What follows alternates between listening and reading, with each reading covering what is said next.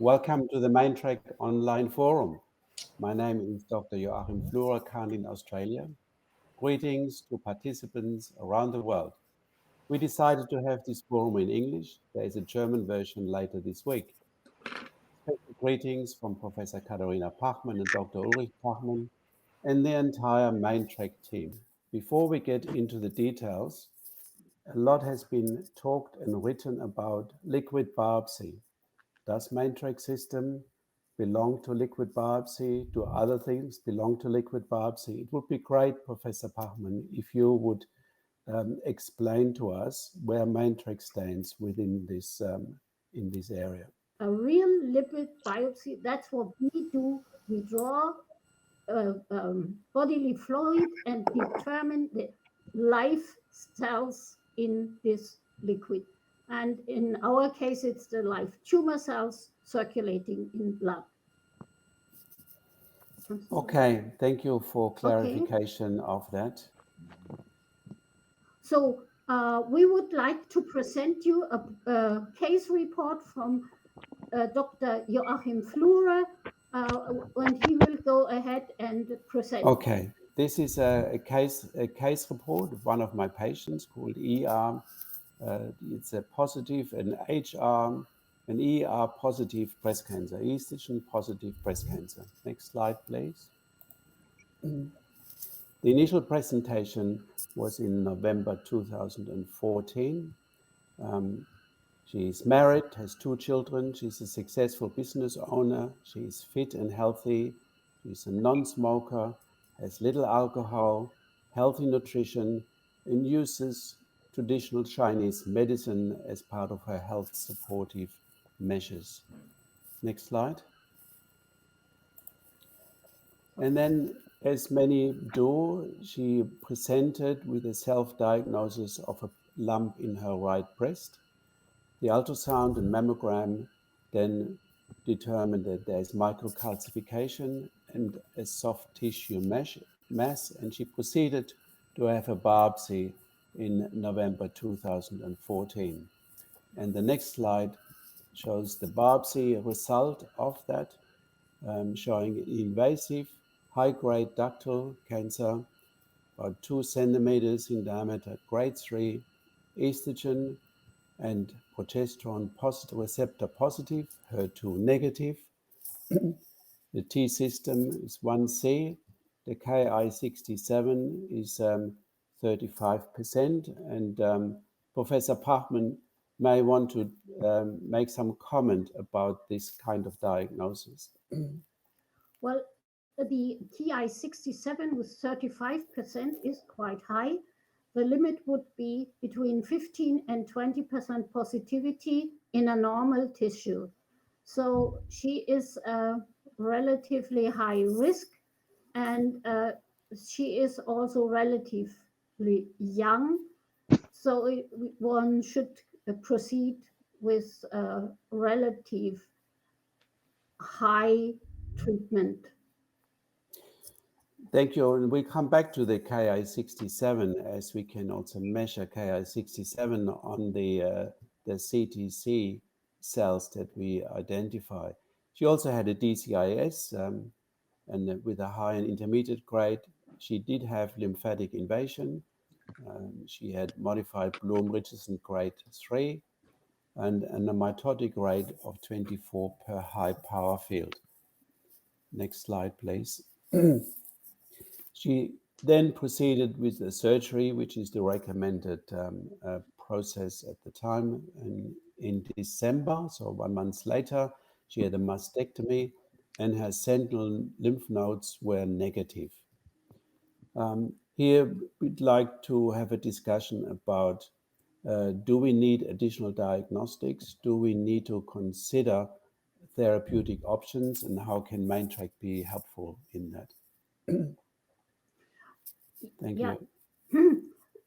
We would recommend doing the cell count with the maintrac, and we can also recommend testing for sensitivity of the combination treatment, which is recommended by the oncologist. So as it is, the bland treatment approach was adjuvant therapy, which is the chemotherapy. And as Professor Pachmann just said, there are usually combinations. There's this TAC and FEC. And what we wanted to know and have a baseline of the maintrac CTC count, and also test for the sensitivity to these substances. Could you please make some comments about sensitivity testing? Well, in the guidelines, the chemosensitivity testing is not yet included, but we can very nicely see whether the recommended combination treatment will be active or not. And that's shown in the next slide. This patient was treated or planned with adjuvant therapy. Some say that the neoadjuvant therapy treatment before surgery might help to test for chemosensitivity, but we can do it under any condition, pre or post surgery. So the chemosensitivity, for those people who do not know that yet, is done on live cells, where the live cells are exposed to either single agents or combination agents, and the death rate of those in the standard kind of format is being tested. And you can see that in the next slide. So as a baseline count before treatment, we saw 850 cells and numerous cell fragments. And there's quite a difference in the chemosensitivity for this patient. The TAC had 95%, the FEC less than 10%. Could you please make some comments, Professor Pachmann, about these results? Well, in the European countries, especially in Germany, you would choose for this patient the FEC combination and fluorouracil, epirubicin, and cyclophosphamide. And as you can see, this was very low active in this patient, in contrast to the TAC, which was highly effective. This contains a taxane, anthracycline, and cyclophosphamide. Yes, so we then continued. She then proceeded with TAC, and the oncologist was happy to use this as an option for her treatment. Use TAC, and we followed her journey with maintrac CTC count testing, and you can see here we did some testing during the TAC treatment and afterwards. And the next slide will tell us about the number of those. But Professor Pachmann, if you could please make some comments about the testing during the chemotherapy and afterwards. You could see that the numbers responded quite well to the treatment, but the next test, which was done after the end of the chemotherapy cycles, showed that her cell numbers increased quite a lot following the end of chemotherapy. And Joachim, you didn't really believe this number, so next. So as you can see in the next slide, the PET-CT scan that she had done following the chemotherapy cycle was negative.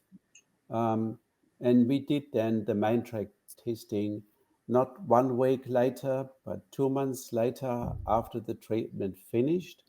And you see the numbers, 17,100. At that time, that was the highest number of cells that I had seen. It was 2015, and we didn't believe it, so we followed it up with repeated testing twice, and you see the numbers are much the same over those 3 cycles. And that puts a few questions, what is it, what are the possible reasons for these high cell counts? What do they mean? But also the repeated testing over a period of time, because this is often a question. Now, do we see cell numbers change from day to day or from week to week, or do they stay the same? So thank you, Professor Pachmann, for some comments. Well, as you can see, the cell numbers in this patient remained quite stable at a high level. Um, this was after she had her treatment with chemotherapy, but sometimes during chemotherapy or before a new metastasis develops can drop quite a lot. But she remained stable. A standard treatment recommendation would be, because of her estrogen positive therapy, that she would be on selective estrogen response modifier therapy. But the patient refused the hormone therapy. She thought she was young, and she didn't want to go into early menopause. At that time, it was her main reason to refuse the hormone therapy. And she had a positive estrogen to 16 estrogen ratio of 4.25, which is good. And then the patient wished to continue with natural integrative therapies. Thank you for your comments about this, Professor Pachmann. In some cases, patients do not need the hormone treatment, the anti-hormone treatment, but we would recommend in each case to do this hormone treatment. She didn't want it, so she went ahead with natural therapies. You have done the collection of data over the last 15 years in following people on with breast cancer, with treatment, on estrogen modifying treatment, biological therapies, chemotherapies. What are the 16 points of those collections? I think it's very clear. In first line, the if the cell numbers remain stable or decrease, that's always correlated with a good prognosis. Especially, we have seen in patients with tamoxifen treatment, when we have evaluated our data from the last 15 years, that those who have stable numbers during tamoxifen treatment remain extremely well, with an extremely well prognosis. None of those who had stable or decreasing cell numbers under tamoxifen treatment has suffered relapse. In contrast, all relapses were detected among patients who had increasing cell numbers during tamoxifen treatment. So we think the anti-hormone treatment with tamoxifen is extremely successful. But as I said, some patients just don't want to be treated with such a treatment because they become postmenopausal, and then we might do repeated measurements, and if the cell numbers increase without the hormone treatment, we could recommend them to restart an anti-hormone treatment. Thank you. So what we did then with our next testing, and it shows in this slide, we tested various substances that we were looking at of using for this patient, and looked for sensitivity, chemosensitivity results. And here we've got a number of them, including the proprietary sampling or collection of traditional Chinese medicine, which we can also test for. And It would be good, Professor Pachmann, if you could make some comment about those results here. As you can see, everything above 50% cell killing, we call effective.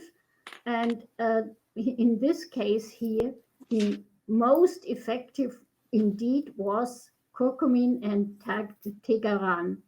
So we, even with these cells, we can see highly variable results with respect to sensitivity to the different substances.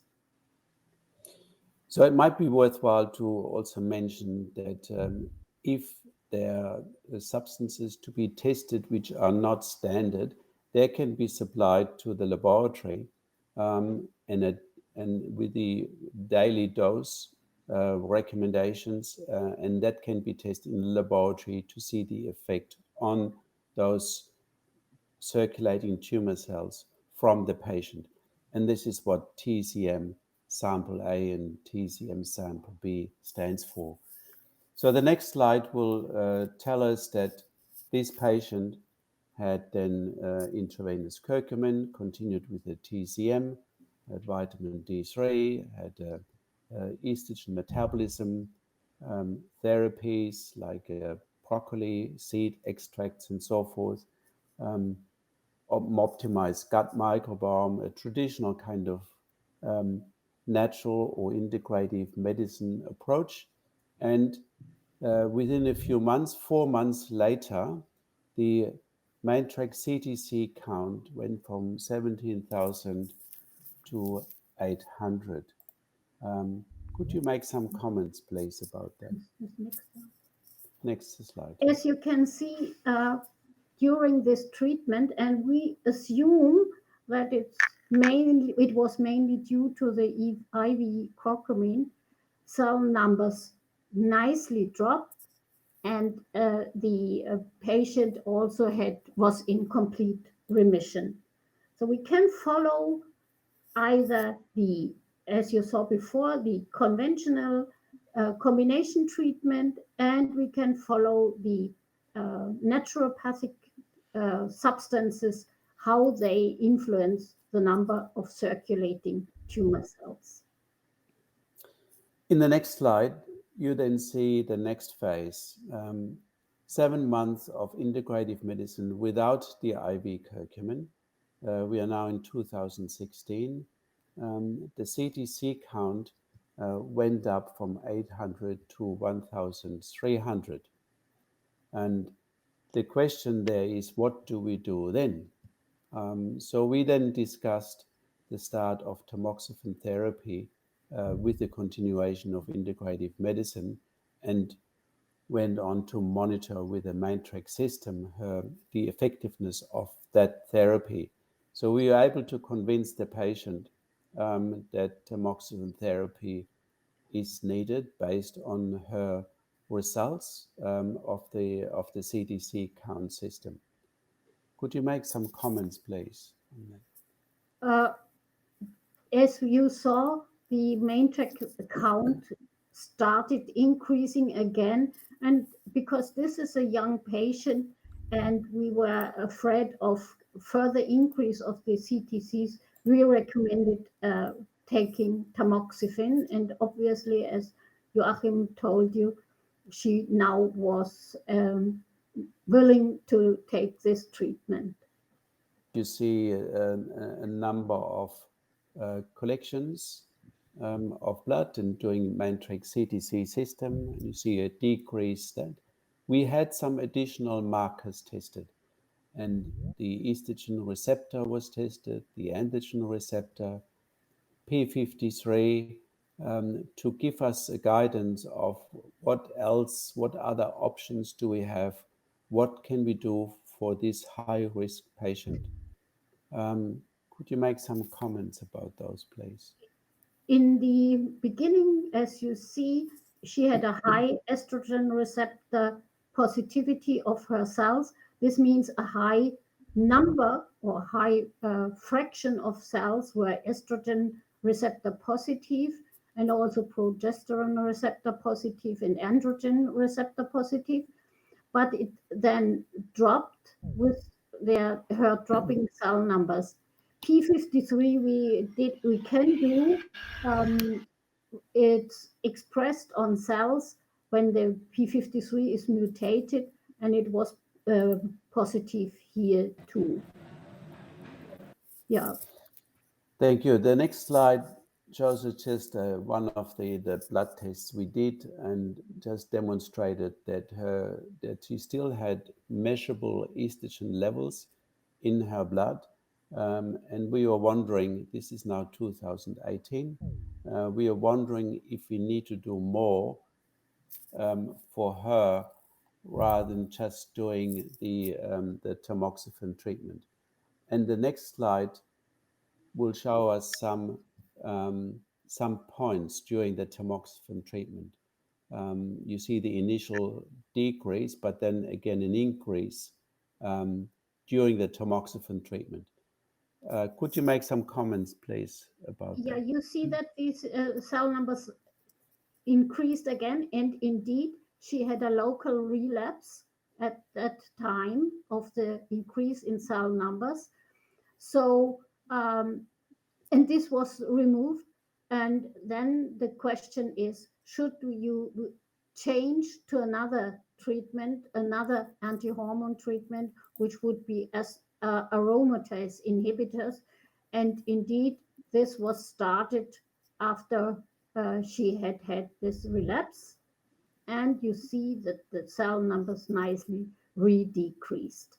Thank you. So the next slide just is a summary of that. So she did have a local relapse on her scar from the mastectomy, which was surgically removed and was identified. These are uh, the breast cancer cells there, so from the same tumor initially. Then the discussion, she had Femara at the time. Discussion was then, what else should we do? Should we do further hormone therapy or should we do ovarectomy in order to minimize that? And because this is a high risk patient, as we see from her initial biopsy, we saw it from the high increase of the CTC count after her chemotherapy. We see that from an increased number during tamoxifen. So she remains a high risk patient. And ongoing monitoring would be very critical for that.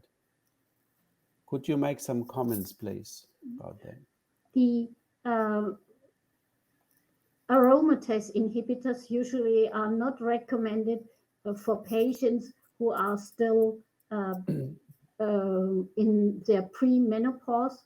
So if you would want to switch to hormone therapy, to aromatase inhibitor therapy, you should try to reduce the uh, estrogen production. This can be by uh, surgery, ovarectomy, or by silencing the ovaries with medication. Okay, there's a question from the audience. Could we just Yes. I just want to know if someone be aware about the local regional hyperthermia on cancer patient in order to um, reduce the level of epithelial cells for the patient. Well, we are well aware of hypothermia. Uh, it was not at that time Joachim considered, uh, or was it? No, we don't have that opportunity for that patient. Okay. Well, we are now into 2019, and you can see in the next slide the ongoing um, monitoring of the Is Peter CTC if count. Yes, so this is now the maintrac CTC count system after the ovarectomy, coming into the end of 2019. Could you make some comments here again? Mhm. As you can see, the ovarectomy was successful with respect to reducing the numbers of circulating cells, and it was nicely falling down stepwise over time. Okay, Joachim. Okay, the next slide shows that we continued on botanical therapies with the next slide. The patient continued with botanical therapies and the aromatase inhibitor. It was a discussion, or the patient asked, should she continue with her aromatase inhibitor despite having had the ovaries out? The decision was made that she should continue with it, so she is doing that until today. The question is that going to be sufficient? Um, what are the considerations that we need to look at? Would the tumor stem cell assessment be helpful? Could you please Mhm. comment on that? Indeed, we did a tumor stem cell analysis before, and at that time she did not have circulating tumor stem cells. Well, what is tumor stem cells? It's the fraction of the tumor circulating tumors cells that is represents the most aggressive cells. How do we determine them?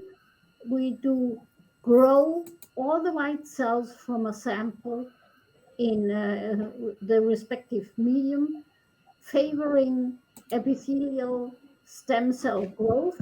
And what we indeed can see, small tumor spheres consisting of 30 to 100 cells, which stick together, which are the daughter cells from the mother cell. And this is a sign that there are tumor stem cells present. We can also count the numbers and see how many there are. And we have published a paper showing that the number of tumor stem cells, if it exceeds 300 per ml, then this is a sign that we should look for metastatic growth with um, imaging techniques. Okay, So if you look at the next slide, next step. you see superimposed the stem cells. So you Yeah. see there in the middle of that there were 0 stem cells, partly during her tamoxifen therapy. Um, and later on, before the ovarectomy, you see a very significant number of stem cells, which then decreased again after the ovarectomy. So we tend to be happy when the tumor spheres count is 0, but having had a high number of tumor sphere counts, I think she remains a high risk patient. Would you agree with that, Professor Pachmann? Yes, I agree with it. And her tumor cell number, sorry, tumor stem cell numbers indeed came down when she again had curcumin infusions, which we know is one of the substances which is active against also tumor stem cells. That's not the case with all effective chemotherapeutic agents, but curcumin is. So I think so. We have demonstrated twice that curcumin, IV curcumin for her, has been quite effective initially in reducing her total CTC numbers right in the beginning, and now also with reducing her tumor spheres down to 0. If you then keep going with the next slide, Next. what you can see here is that there is, despite all of this, despite her treatment, despite her hormone treatment, despite her ovarectomy, despite her reduction of tumor spheres with treatment, that after the cessation of curcumin treatment, that her numbers of CDCs increased again. And we measured Ki-67 at that point. Would you be able to make some comments about that, please? Yeah, she obviously has cells that can increase in numbers again after treatment every time, and that her Ki-67, the growth fraction of these cells, can be high. And I'm not sure whether we have the next development, but I can tell you that she now went for um, treatment with um, Dendritic cell dendritic vaccines. cells, and her cell numbers have come down again now. So we have to be inventive in each turn of those. But this is a high-risk patient who would have been expected to have a further recurrence or metastasis because of her situation. And we continue to have to invent treatments, if you like, and monitoring with the maintrac system to see if we are effective. But you can see the effectiveness does not seem to be long term.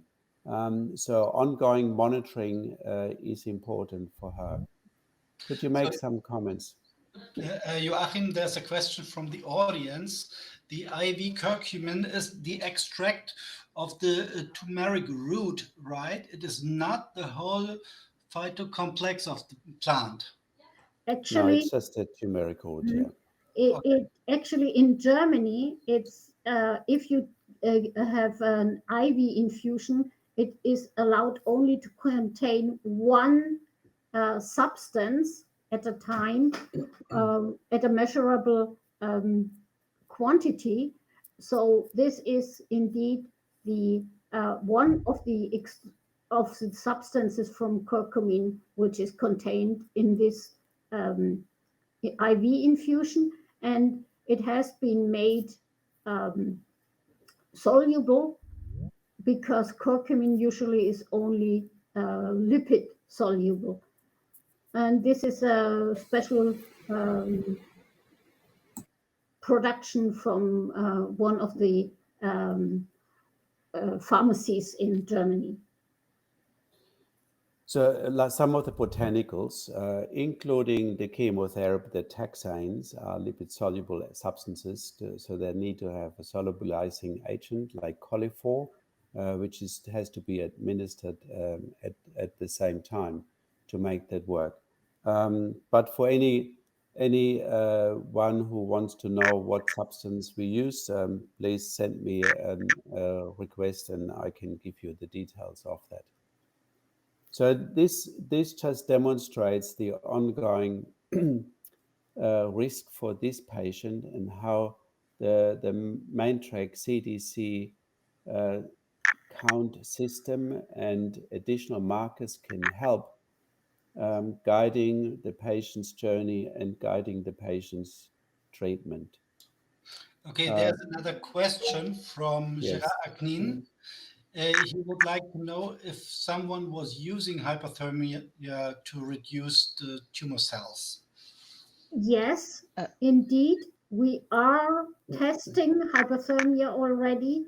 There is quite a community using hypothermia. We can test this also in the in vitro system, and we have done testing, and we have also seen that if the cells are sensitive to these hypothermic temperatures, then the patient also did answer in with her clinical or with their clinical responses.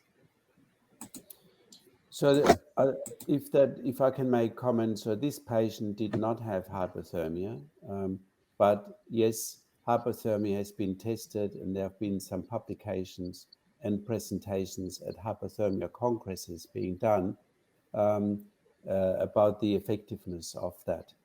So thank you. There was another question from Dr. Stromberger. Yes. Dr. Stromberger would like to ask if it's possible to test more than one substance at the same time. And for example, curcumin and resveratrol together. We can test whatever substances you want to do in combinations or separately. 15 ml of blood, which we usually request, is sufficient for at least 10 substances or substance combinations. So the maintrac system doesn't tell you what to do as a practitioner. It follows what the practitioner wants to use as a treatment and can measure the effectiveness of that. So you can measure one substance at the time. You can also measure a combination of up to 3 substances as a combination treatment.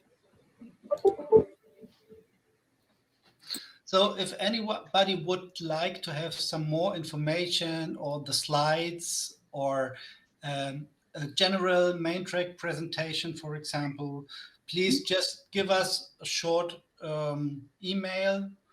My email address I will send in the chat again. It's ppachmann@symfo.de. There's another question from Mr. Stromberger. Is it also possible to test antibiotics for cancer cells in the laboratory? Yes, indeed, it is. We have one antibiotic, and antibiotics often really influence the number of circulating tumor cells. We have one antibiotic which we test quite frequently. That's the salinomycin, which is an antibiotic used in animals. And we have shown that it's highly effective in reducing or in killing tumor stem cells. We can send pictures of these results to the person who wants to know more about it. There's another question from Hanye. She writes, I've done a few maintrac blood tests at my clinic, and I'm curious about the liquid the EDTA bottles go in. What is the purpose of the purple liquid that comes with the kit? Yeah. So no, there is no purple. The EDTA tubes are made or thought for anticoagulation of the blood, because if you just sample the blood without any addition, it would clot and we would not be able to find the cells anymore. They are included in the clots. So the EDTA, which can be a liquid or as a liquid in the purple tubes, or as a dried substance in the red cup tubes, is thought to prevent coagulation and keep the blood fluid. That's the prerequisite for us to be able to find the cells. Okay, so there's another question from Diana, or a report. She had done maintrac tests done since 2017. The cancer cells count starts at 50 per milliliter and went up to 300 per milliliter with cancer stem cells 50 per milliliter, despite high dose of liposomal curcumins and many other botanical herbs. Last year, she tried herbal supplements which contain niclosamide salt and then had another CTC test. The result showed reduction of circulating tumor cells to 15 per milliliter and 0 cancer stem cells. This means this patient has been responsive to this treatment. That's very important. Every patient is different, and some are highly responsive to your treatment and others are not. So that's the advantage of the maintrac testing, that you can test whether these substances which you use are effective in your patient. Before Antje Plaske-Schlüter asks a question, there's another question from Diana. She asked if we can test the efficacy of niclosamide, Of what?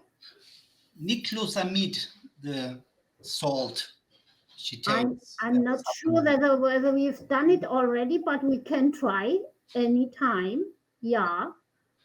And give my best regards to Antje.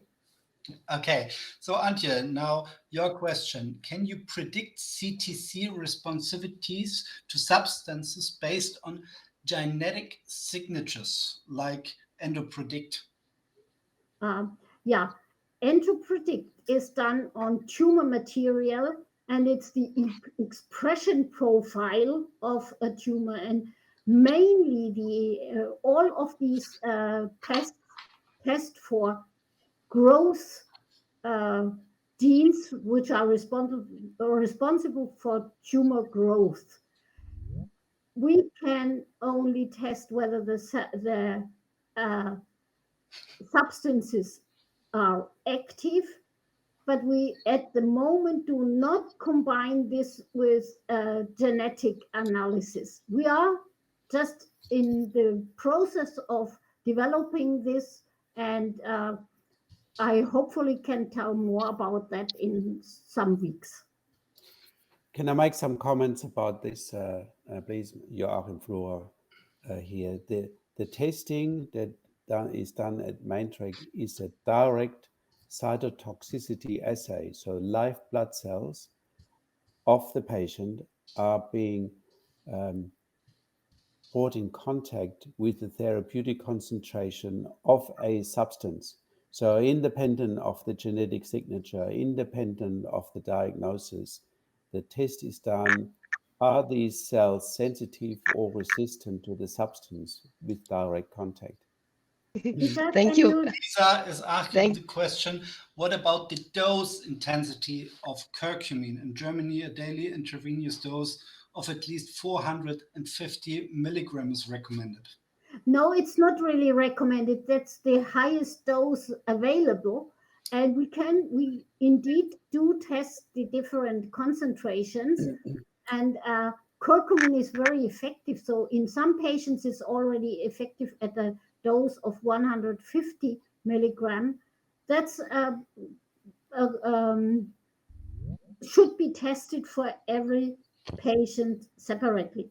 I would like to mention, or in addition, that we do a concentration dependence for every substance we do, and we do usually 1/10 of the daily planned concentration, the daily planned concentration, and tenfold. So we want to see dose dependence for every and any substance we test. Okay, so you can also then see how much is necessary for an individual patient of IV curcumin.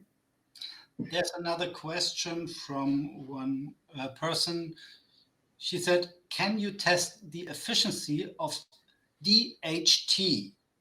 What is the anti-cancer effect of the substance? Is not directly killing the cancer cells, but works in some other indirect way, like suppression of estrogen. That's correct. We only in the chemosensitivity or drug or substance sensitivity test, we can only test for substances which kill the cells. So we cannot test for like tamoxifen. These substances silence the cells and do not kill them. And then we have to test for the efficacy of these substances over the time the substance is given to the patient.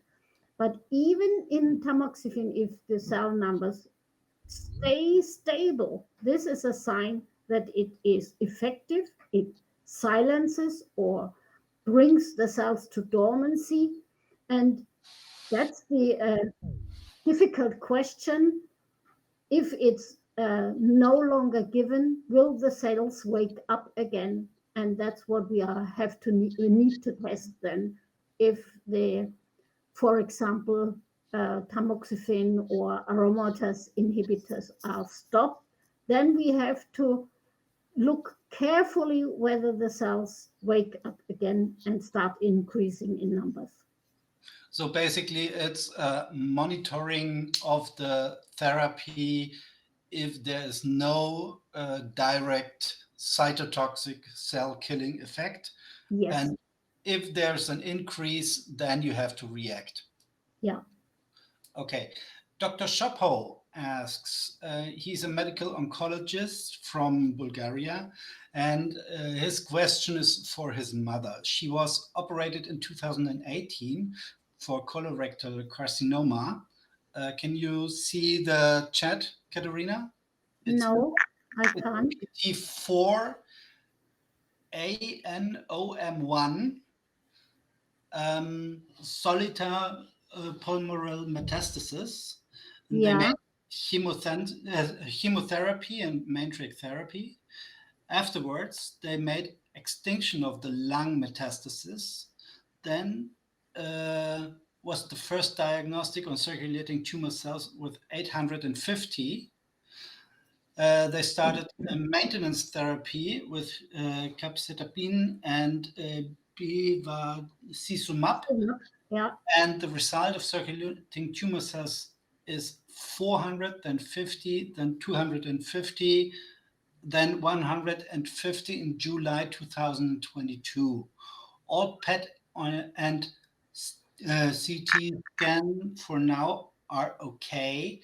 So what is your recommendation for that?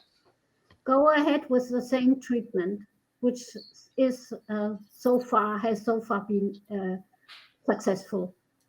And go on monitoring for that. Yeah. Which kind of distance between the monitorings do you recommend? The frequency. If it's looking like stable, it's 3 months. Okay. Every 3 months. Any more questions from the audience? Dr. Shopov tells you. Yeah. Thank you.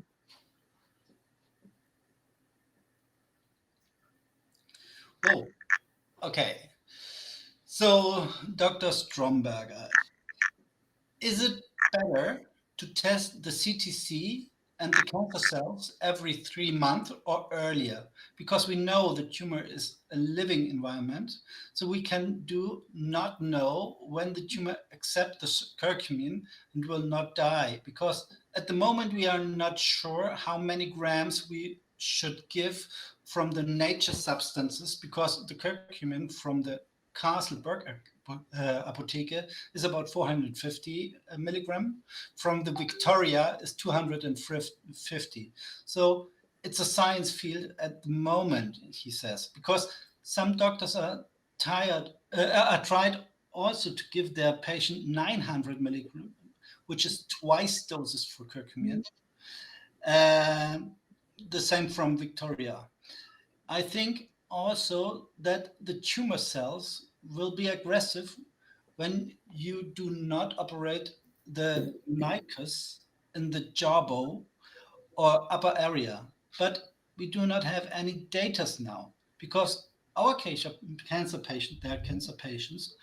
First, we measure the blood value rates, and we send it to the dentist that they operate the mucus, and then they start the treatment. Without that, they see not so many success. What do you tell them? I have a little bit of a problem to understand that. Could Dr. Stromberger not send me an email with where I can read then, and I will answer immediately?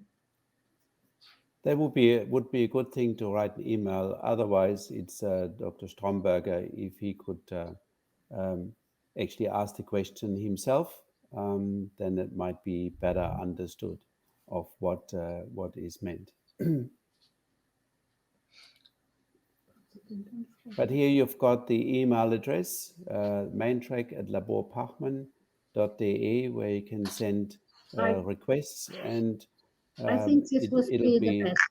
Yeah. yeah. He will send the email. So Diana is asking one more question. How many cancer cells are detectable in the CTC test before it can be seen in the PET or CT scan? Oh, we don't really have such a comparison yet, but what we see is increasing cell numbers precede the a positive PET scan. We have done this in prostate cancer patients, where we saw that those patients with increasing cell numbers then had about half a year later, a positive PSMA PET. So no, I can't, and it's dependent on the tumor, because some tumors shed a lot of cells and some tumors do not. So it's not directly correlated, it's rather correlated to the increase in cell numbers. So basically, fair, what you can say about Professor Pachmann, would it be fair to say that the increasing cell number is associated with a risk of a recurrence rather than with the presence of a recurrence? No, it's correlated with the risk of recurrence, and this is different in different tumors. In pancreatic cancer, for example, there's always a relapse following. The same we have seen in triple negative tumors, but in total, it's the risk of recurrence which is increased with increasing cell numbers. Thank you. So basically, if you ask for the number of CTCs detectable, we can tell you that maintrac can detect down to 10,000 cells in the whole bloodstream. That's quite a few cells. It's quite a few cells, but the number per se is not really predictive. And these cells can be sleeping cells, dormant cells, they can be active cells. So that's what we need to determine. So the message here is that the changes, the dynamic of the cell numbers over time is associated with the risk of recurrence or with treatment effectiveness. So it's Yes, the ongoing monitoring, which is the most important one, rather than the absolute number. that's correct. Yes.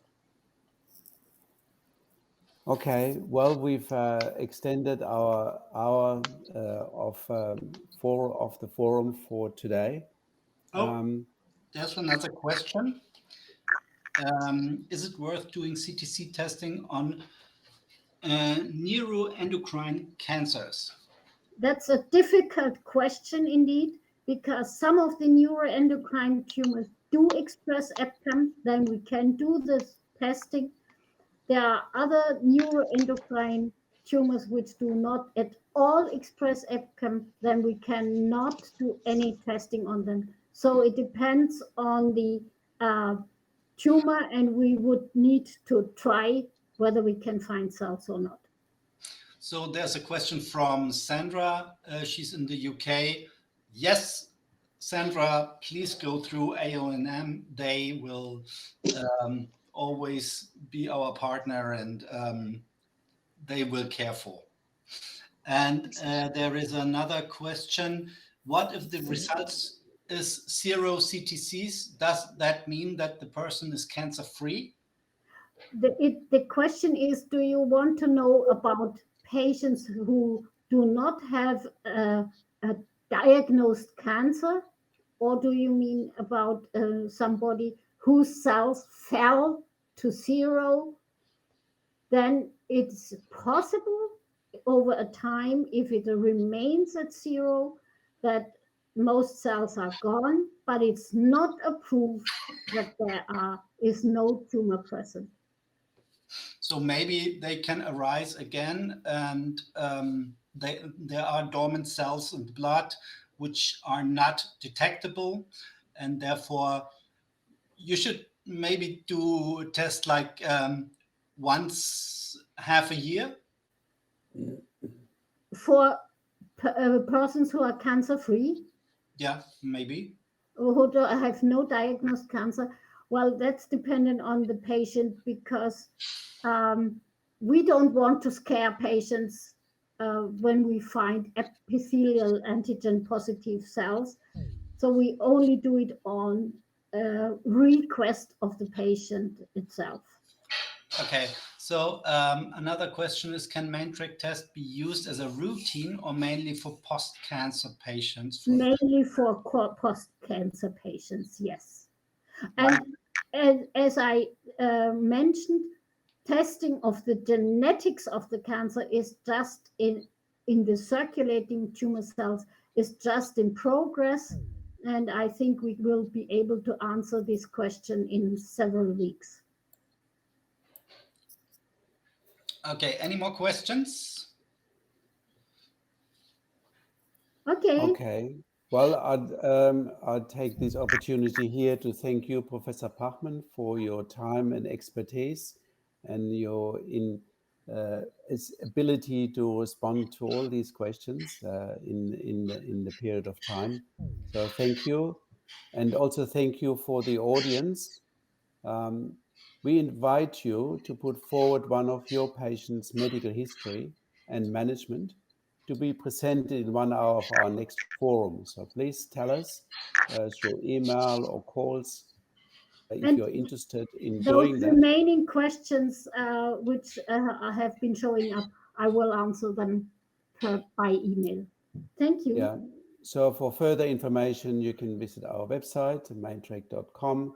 Write to us via email, which is here, maintrac@laborpachmann.de, or call. But email is probably the best way of communicating, and you've got the best chance of getting an answer. So thank you all very much today, and I wish you a wonderful day ahead. Thank you. Thank you very much. Thank you very much. Bye. Have a nice day. Bye-bye. Bye. Thank you. Bye-bye. Thank you. Thank you.